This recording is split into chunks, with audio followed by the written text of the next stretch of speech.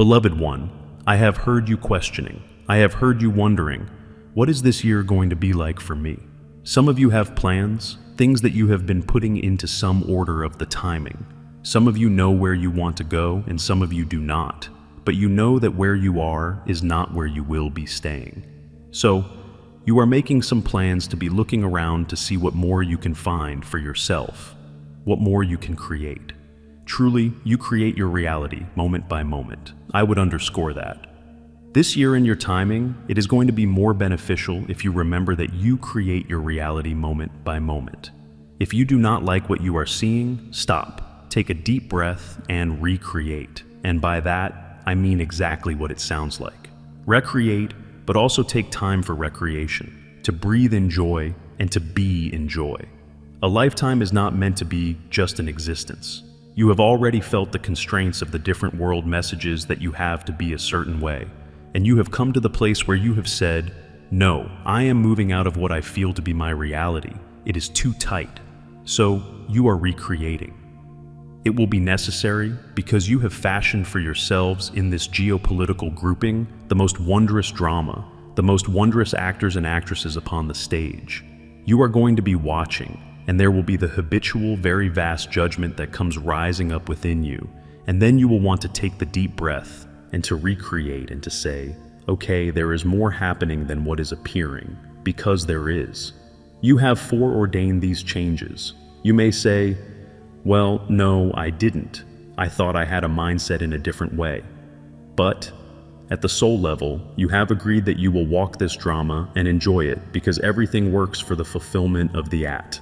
One meant everything. And you create as you go along. You judge as you go along.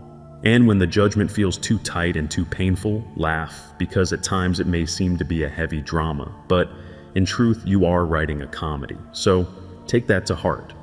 There are times when you will be watching the actors on the stage and you will wonder, I created this. Why did I create this? Then with the deep breath, you will have an insight and realize that truly you are clearing away old thought patterns. There will be much of that in this year, and I advise you, if you will take my advice, to treat it lightly. It will be fun, especially from my vantage point. Come and join me at my vantage point. You will see things a wee bit differently, perhaps. Now we are going to talk about the collective consciousness. The above introduction was a preamble leading up to the collective consciousness, of which you are a part, and into which you put your input moment by moment. The collective consciousness can be likened unto a big kettle of soup. If you can, envision a big kettle, and in there you have a most wonderful stew. We will call it a soup. It is doing its thing as you put the different ingredients into it, you and the brothers and sisters. It is quite a mixture, as you can imagine.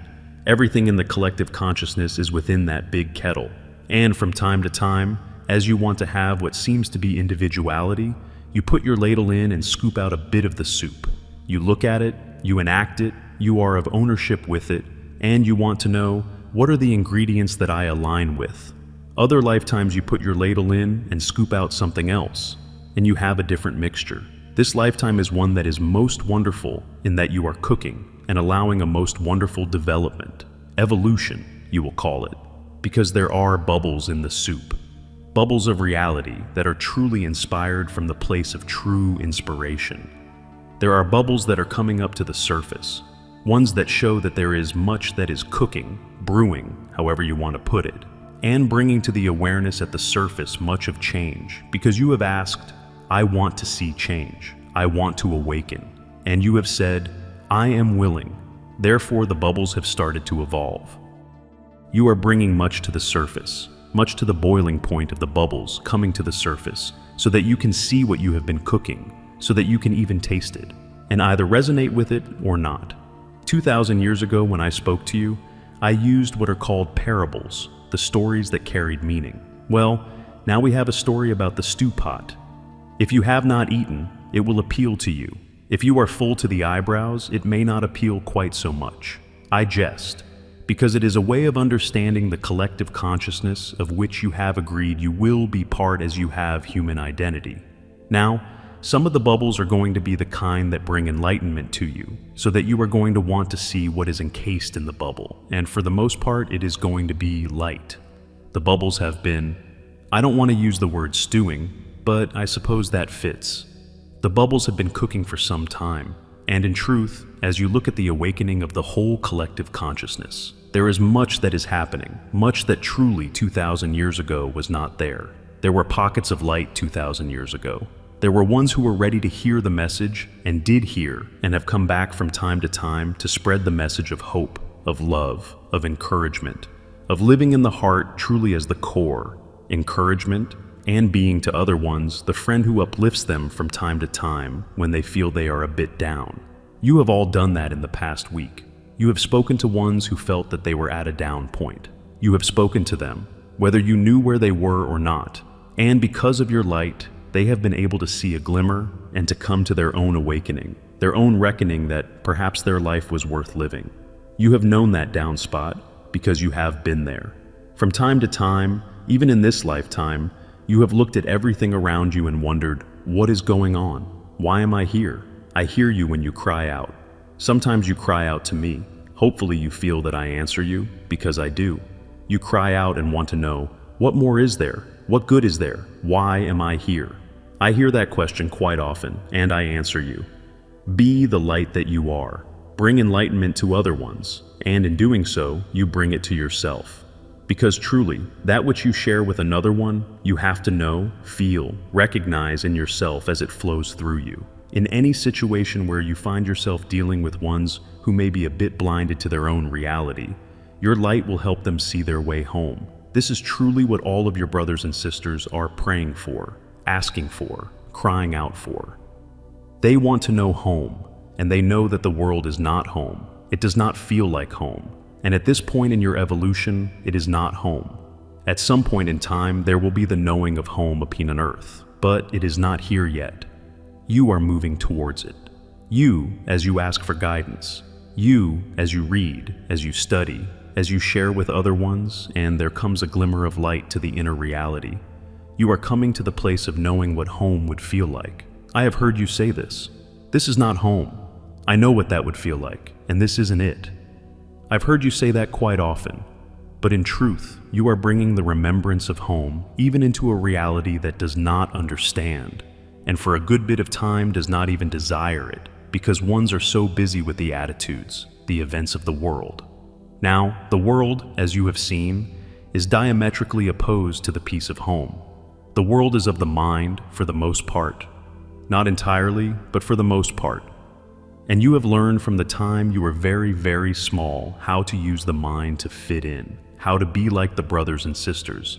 And you have said as you grew in stature and in understanding, there must be more. There must be more than just what the world is showing me, because the world is showing me sorrow, agitation, quarrels, ones feeling very down about themselves and about other ones, and lashing out because they feel there is nothing else to be living for.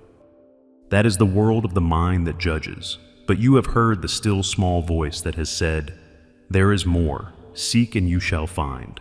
This is so true, because as you change your point of focus from always looking at the world and you widen the perspective of everything that you take in, you begin to see that there is much more than what the world is telling you, much more than the depression that ones are feeling now, much more than just the drama, the heavy drama. And you find yourself from time to time getting a strange thought that actually brings a smile to your lips, because you feel something that feels healing. It may be a funny thing that happened on the way to work. It may be the love of the four-footed ones. They are very good at bringing you right back to the heart, not to the mind, but to the heart, because they know. They truly live in the place of the heart. They live to please, and they are most upset when they cannot please you, because they know that has been what they agreed they would come and do. And as you are in sync with them, right heart to heart with them, there is the smile that goes across the face, the inner smile that lights up all of the cells of the body and says, hey, this feels good. I think you are the most wonderful four-footed one with the tail that is always wagging. You know that feeling. That is why you have the four-footed ones, to remind you whenever you get so caught up in the world and in the mind to come back home again, to be as the small or large four-footed one, even the small one who thinks perhaps that he could be the large four-footed one. And you know why? It is because truly their aura, their energy level, is not contained within the body. And as they understand their energy, they are perhaps the small chihuahua who thinks he is a horse because he is. They live in the heart, and they have lessons to teach you. All of you, as you interact with the four-footed ones, have the opportunity to know home because that is where they live. So, if ever you are feeling down and confused, go to your neighbor, go to your friend, and go to the pound and be with the four-footed ones who know only to give love, to be love, because that is what they are. Now, back to the evolution of the collective consciousness. If you were able, and you are, to contrast and compare the collective consciousness 2,000 years ago with the collective consciousness now, depending on where you sit in your judgment, you might say, well, not much has changed. But if you are being open to it, you will understand that there are more ones seeking, opening, having the experiences that go beyond just ordinary life. Even if they do not know they have been asking, and they are rising up like the bubbles in the soup. They are rising up because they feel there is a call. They feel there is a call from home, even if they would not identify it by those words. They are ready to talk with you, to talk with any of you who are open to sharing how you have come home from time to time. You do not stay there at home. You would like to, because the world can be a very hard taskmaster. So you would like to stay in the place of peace, but then you recognize that you have been called to be in the world and to interact with the brothers and sisters. So you come back and take on the cloak of forgetfulness and say, okay, I will be one more day walking amongst the sleeping. Many of them are hoping that maybe they can just sleep their way through life, but then something happens and they find they have to deal with the world. And they do not always feel that they are prepared to deal with it. As fate will have it, or as the soul group will have it, you meet up and you may say in words to them, "How's it going?" Or you may just meet eye to eye and smile. We have spoken often of the value of the smile, how it costs nothing to give, and yet is everything to receive. It can change a person's day as you are willing to smile and to acknowledge that they are worth your smile. So, on a day when perhaps you are watching the multitude of ones who pass by in your workplace or your shopping area or wherever you see the groups of people, take heart. Know that truly there are more ones awakening now, coming to the place of questioning, the place of wanting to know more, wanting to be in a place of expressing more. You have attracted to yourself from time to time ones who have questions, ones who want to feel more, want to be in your presence because they think and they know that you know a secret. You know something about life that they want to know. So they may ask you in words, but quite often not. But they may ask you as you smile, and they can even be a bit belligerent about it, what is there good to smile about? And yet, as you share the gift of a smile, they know that you have found something, and it is something that they want. So, never think that one day goes by that has not been in sharing, because truly, if you are just sitting in your room at home and have not gone out and interacted with the physical bodies, you still have interacted with ones in spirit, ones who may be a bit lost, and they come to you. There are many in your room right now who are listening, who are watching your light, trying to find their way home, finding that you truly have a very uplifting presence that they feel drawn to. So even if you do not go out and rub the bodies in shaking hands with another one, in truth, you are surrounded by many, and you are their teacher. You have wondered sometimes as you have journeyed through life, what am I doing here? Am I doing anything good? Anything worthwhile? Why? I've heard this question many times. Was I born? You were born because you chose to be born. You were born because you answered a call to take upon yourself physicality and walk amongst the brothers and sisters in a way that they understand, so that you could bring your light to them, to smile, to encourage, even if you spoke no words, the same as the four-footed ones. To be the presence of love, to show them that life truly is a gift that they have given to themselves and yet do not realize it.